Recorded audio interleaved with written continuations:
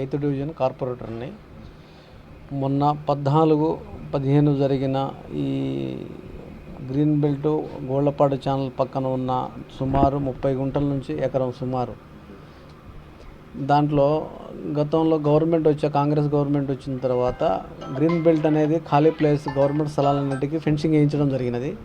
ఆ ఫెన్సింగ్ వేయించిన తదుపరి కారణంలో కొన్ని చోట్ల వైఎస్ఆర్ నగర్ అయితే ఫ్రీడమ్ ఫైటర్లు అయితే ఒక్క తోట వేయటం జరిగింది, మామిడి మొక్కలు వేయటం జరిగింది, మిగతా వగేరా అన్ని పళ్ళ తోటలు వేయటం జరిగింది. ఇది అటు ఇటు కాకుండా మిడిల్లో ఉంది. ఇక్కడ మసీదు ఎల్బీ నగర్కిను ఇటు గోళ్లపాడు ఛానల్ మధ్యలో ఉంది. ప్రజా ఉపయోగార్థం దాన్ని ఫెన్సింగ్ వేసి సీసీ కెమెరా పర్యవేక్షణలో నగరపాలక సంస్థ తహసీల్దార్ గారి ఆధ్వర్యంలో బోర్డు కూడా ఇది ప్రభుత్వ స్థలము అన్యాక్రాంతం కాకూడదని దాన్ని ఫెన్సింగ్ వేయించడం జరిగింది. 2.5 సంవత్సరాల తదుపరి కారణం ఈ మధ్యలో కొంతమంది దళారులు ఉత్పన్నమయ్యి ఒక 54 పట్టాలు ఉన్నాయి వాళ్ళకి ఇక్కడ తహసీల్దార్ గారు ఇదే ప్లేస్ చూపెట్టారని, రెండవది ఆర్డీఓ ఆర్డర్ ఉందని, కలెక్టర్ గారి ఆర్డర్ ఉందని నాకు గౌరవ మంత్రి గారే నాకు స్వయంగా చెప్పారని అక్కడ కొంతమంది బోడా శ్రావణ్ కుమార్ అనే వ్యక్తి, రెండవది టీవీ ఛానల్ 10 టీవీ రిపోర్టర్ అని చలామణి అవుతున్న గుండ్ల రాంబాబను, ఇంకో వాళ్ళ అనుచరులు తెజావత్ మురళి, గోపాలు, ఇంకా ఇతరులు వాళ్ళ పేర్లు నాకు ఐడియా లేదు. వాళ్ళు జేసీబీతో పనిచేస్తుంటే 14వ తారీఖు మున్సిపాలిటీ సిబ్బందిని పంపించి ఆ జేసీబీని ఆఫ్ చేస్తే వాళ్ళ తనని కూడా లెక్క చేయకుండా ఆ జేసీబీ పంపించిన మళ్ళీ గంటలో మళ్ళీ ఇంకో జేసీబీ తెప్పించి సదును చేయించారు. రెండో రోజు తహసీల్దార్ వస్తుండ్రు అని నాకు సమాచారం అందియంగానే నేను తహసీల్దార్ గారు వస్తుండ్రు కదా అని గౌరవంగా నేను సింగిల్గా వెళ్ళాను. నాతో పాటు ఇంకో వ్యక్తిని తీసుకొని వెళ్ళాను.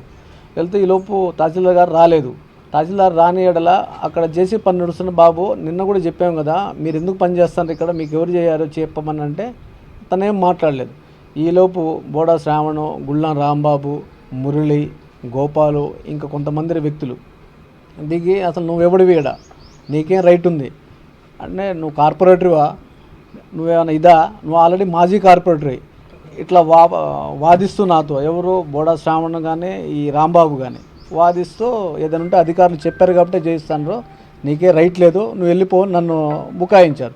బుకాయిస్తే నేను దగ్గరుండి దీనికి ఫెయిన్ చేయించింది నేను, గౌరవ అధికారులతో టోటల్ బోర్డు బాధించింది నేను, నువ్వు నన్నెవడట అసలు నువ్వెవడి అని వాదోపదనలు జరగటం వల్ల ఇద్దరి మధ్యలో మాటలు యుద్ధం జరగటంతో నెట్టుకోవటం జరిగింది. ఆ నెట్టుకున్న కాలక్రమేణా తోపులాటలో నా కాలు స్కిట్ అయ్యి కింద జారి ఫ్రాక్చర్ అయినది.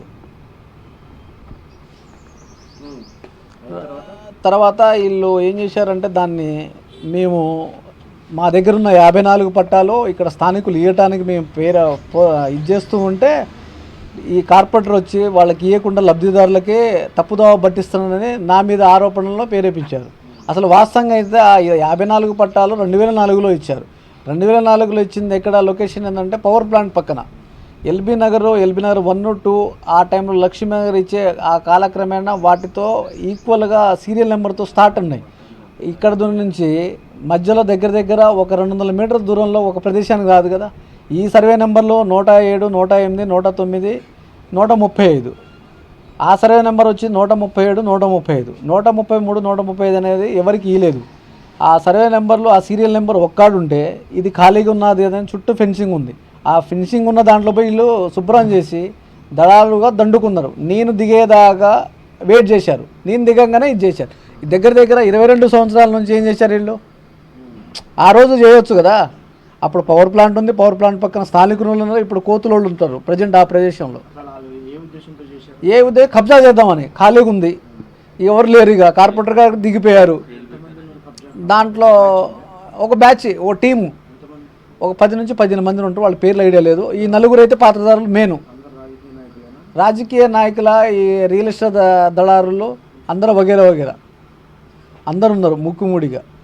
నేను ఎక్కడ ఉన్న మీడియా ఫస్ట్ పాయింట్, ఎందుకంటే తన అండదండలతో ఆ గుండ్ల రాంబాబు అనే వ్యక్తి తను మీడియా అనేది ఇప్పుడు ఎవరైనా కానీ ఏదైనా ఇష్యూ జరుగుతూ ఉంటే తన్ని కవర్ చేయడానికి వస్తారు.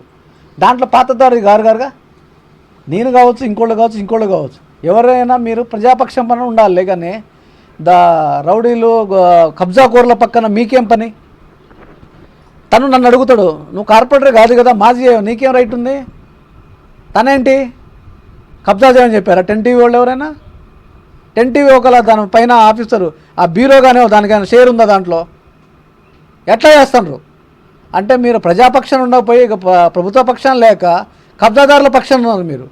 అట్టే శ్రీనివాసరెడ్డి పేరు మీద నేను మంత్రి గారి మనిషిని తను ఇటు వాడటం, ఇటే నేను రిపోర్టర్ అని కార్డు చూపెట్టడం, ఇవన్నీ చేస్తారు. ఇట్లా ఒక పెద్దోడు లేడు, ఒక చిన్నోడు లేడు, ఒక మిడిల్ క్లాస్ వాడు లేడు అందరి దగ్గర. మిగతా మీడియా వాళ్ళు ఎవరు రారే? ఏదైనా కవరేజ్ ఉంటే చేస్తారు. ఆ కవరేజ్ ఉందంటే ముందు ఇంటిమేషన్ ఇస్తారు. నువ్వు అదే కారులో దిగటం ఏంది? తన అధికారియా? ఏమైనా జరుగుతుంటే లేకపోతే ఒక పెద్ద లీడరా? ఏంటి తన స్థానం? తమరు వచ్చి చేయించడం ఏంది? కంప్లైంట్ ఇచ్చాం.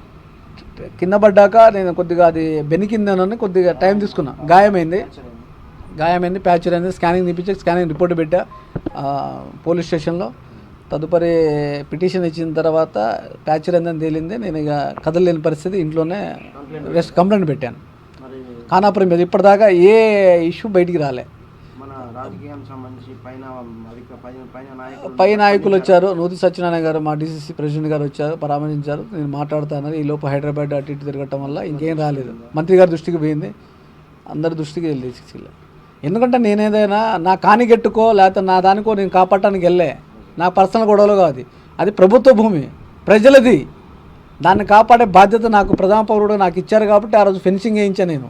ఆ ఫెన్సింగ్ వేయించిన దాంట్లో నన్నే నువ్వు ఎవడివి అనగానే నాకే ఇది లేదు, రక్షణ లేదు. సామాన్య ప్రజడికి ఏముంటుంది? దీన్ని మీరందరూ ప్రజల దృష్టికి తీసుకెళ్ళి, ప్రభుత్వ దృష్టికి తీసుకెళ్ళి కలెక్టర్ గారికి కూడా లెటర్ పెట్టాము మొన్న. దాన్ని తొందరగా నివారణ చేపి తగు న్యాయం చేయగలని, నాకు కూడా న్యాయం చేకూరుస్తారని మనస్ఫూర్తిగా మీకు కోరుకుంటున్నాను.